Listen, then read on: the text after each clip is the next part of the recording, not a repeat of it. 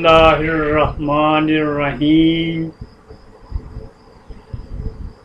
سامعین کرام اور خصوصاً نئی نسل جو اس وقت آج کل کے کووڈ-19 نے پوری دنیا کو ہلا کے چھوڑ دیا ہے، ہماری زندگی کو اجیرن کر کے چھوڑ دی ہے۔ ہر طرف پریشانی ہے، ہر گھر محبوس ہو کر رہ گیا ہے۔ بچے خاص کر اس وقت پریشانی کے حال میں ہیں، جہاں کہیں بھی ہیں۔ میں آج آپ کو آپ کے وقت جو اس وقت ہم جن گھروں میں آپ جس ماحول میں آپ جہاں کہیں بھی ہیں زندگی گزار رہے ہیں، اپنے والدین کے ساتھ ہیں، ایک کہانی کی صورت میں جس کا تعلق حنظہ کے لوک کہانیوں سے ہے، اور یہ لوک کہانیوں کی جو کتاب ہے سنگ میل لاہور سے بہت سال پہلے چھپ چکی ہے، غالباً پاکستان کے معروف پبلشرز کے پاس یہ موجود ہے۔ میں ان کہانیوں میں سے ایک کہانی آپ کی دلچسپی کے خاطر میں پیش کر رہا ہوں، تاکہ خاص کر جو ہماری نئی نسل ہے، جو بچے ہیں اس وقت گھروں میں بیٹھے ہوئے ہیں، مختلف مصروفیات میں ہیں، یا بہت پریشان ہیں، یا مطالعے میں ہیں، یا جو بھی ہیں، آپ کو ایک دلچسپ کہانی سنانے جا رہا ہوں۔ تو یہ کہانی ہے حنظہ کی شونگکور اور حکمامو کے بارے میں۔ یہ ایک روایت بہت پہلے سے حنظہ میں روایت آ رہی ہے کہ حنظہ میں برسوں پہلے دو معروف کاہن ہو گزرے ہیں، جن کی پیشن گوئیوں کے بارے میں آج بھی ہمارے ضعیف العمر لوگ ان سے منسوب بعض واقعات کو بطور سند پیش کرتے رہے ہیں۔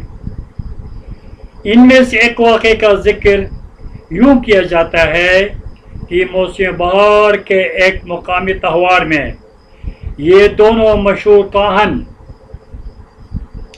یعنی شونگکور اور حکمامو کو نشوانے موضع عادت لے جایا گیا اور ان کو وہاں دربار میں نچوایا گیا۔ حسب دستور اس دوران انہوں نے بہت سارے مستقبل میں ہونے والے واقعات کے بارے میں پیشن گوئیاں کیں، اور پھر یہ مجلس برخاست ہوئی اور دونوں گاہک رسمی ناچ کے بعد ہوش میں آئے۔ تو اس کے بعد ایک جگہ بیٹھ کر دونوں سستا رہے تھے کہ اتنے میں اچانک ان کی نظریں ایک ہی ساتھ ایک ابلک گائے پر پڑی، ایک ابلک رنگ کی گائے پر پڑی جو کرگڑی پڑی سے نیچے کی طرف گزر رہی تھی، اور ان دونوں کاہنوں کی نظریں بھی برابر اس گائے پر تھی۔ اتنے میں شونگکور نے حکمامو سے مخاطب ہو کر کہا، میرے بھائی، یہ گائے بچہ جننے والی ہے۔ اس پر حکمامو نے اس بات میں جواب دیا اور مزید اضافہ کیا کہ اس بچے کے ماتھے پر سفید نشان بھی ہے، لیکن شونگکور نے اس سے اختلاف کرتے ہوئے یہ وضاحت کی کہ نہیں بھائی، یہ ایسا نہیں، بلکہ مجھے ایسا نظر آ رہا ہے کہ اس بچے کی دم کا آخری سرا سفید ہے، اور اس وقت وہ سفید سرا اس کے ماتھے کے ساتھ لگا ہوا ہے، اس لیے میرے بھائی تمہیں اس کا ماتھا سفید نظر آنے لگا ہے۔ لیکن حکمامو اس سے اتفاق کرنے کے لیے تیار نہیں ہوا، بلکہ اپنے موقف پر بضد رہا، اور یوں دونوں کاہن اپنے رائے کے ساتھ بالآخر اپنے گھروں کو رخصت ہوئے۔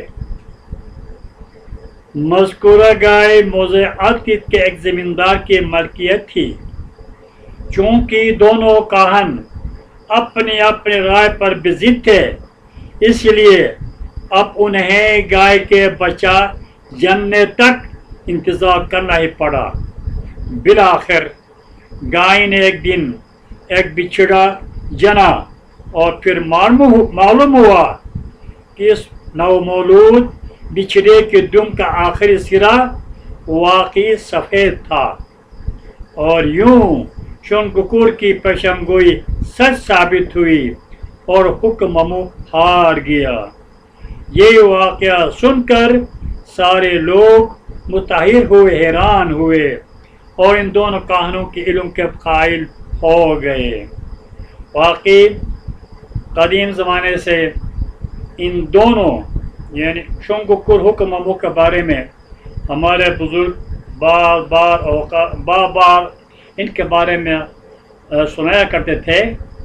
یہ بہت قابل ترین کاہن ہو گزرے تھے، بہت ساری باتیں انہوں نے یہاں تک کہی تھی کہ زمانہ آئے گا کہ چین سے لندن تک انڈا لٹک جائے گا۔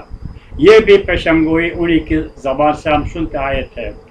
تو یہ کچھ واقعات اور بھی واقعات جو کہ اس ہنزہ کے لوک کہانیوں میں شامل ہے، انشاءاللہ پھر اگلے دن ایک اور دلچسپ واقعہ میں آپ کو سنانے کی کوشش کروں گا۔